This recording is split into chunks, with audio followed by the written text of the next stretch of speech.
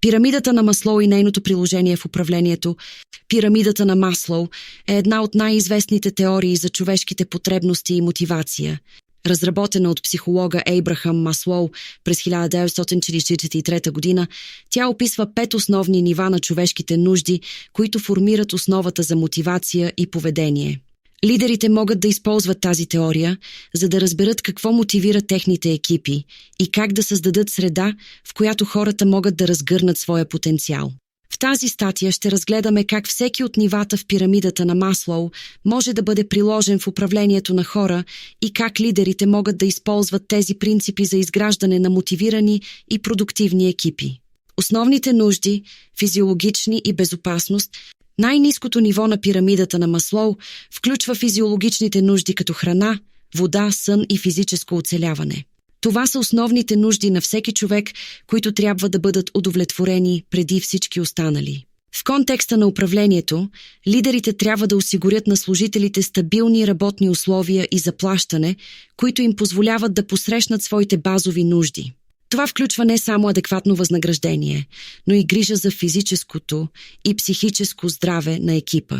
Следващото ниво е нуждата от безопасност, която включва физическа и емоционална защита. Лидерите могат да осигурят тази нужда, като създадат безопасна работна среда и предлагат стабилност в работното място. Това може да бъде постигнато чрез ясна комуникация, гарантиране на стабилност в заетостта и поддържане на екипен дух. Когато служителите се чувстват сигурни на работа, те са по-спокойни и готови да се фокусират върху своите задачи. Социални нужди, принадлежност и сътрудничество. Третото ниво на пирамидата на Маслоу се свързва с социалните нужди, желанието за принадлежност и връзка с други хора. Всеки човек иска да бъде част от общност, да усеща, че е приет и че има стойност за групата. За лидерите това означава създаване на култура на сътрудничество и открита комуникация в екипа.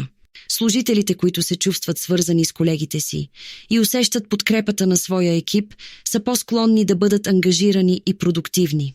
Пример за това е организирането на регулярни екипни срещи или социални събития, където служителите могат да се опознават и да изграждат връзки. Лидерът може също така да насърчава сътрудничеството чрез работа в екип и съвместно решаване на проблеми, като създава среда на доверие и взаимопомощ. Тези действия засилват чувството на принадлежност и създават по-силни междуличностни връзки в екипа. Нуждата от признание и уважение. На четвъртото ниво на пирамидата на Маслоу е нуждата от признание и уважение. Това включва както самоуважение, така и уважението от страна на другите. Служителите се нуждаят от признание за добре свършената работа, за да усещат, че техните усилия са ценени.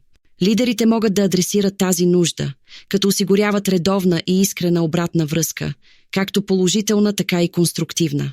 В контекста на управлението, похвалите и наградите играят важна роля за удовлетворяването на тази потребност.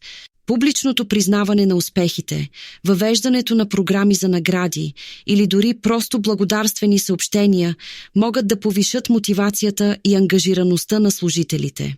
Пример за това е месечното признание на прислужител на месеца или организиране на корпоративни събития, където най-добрите постижения се признават и празнуват.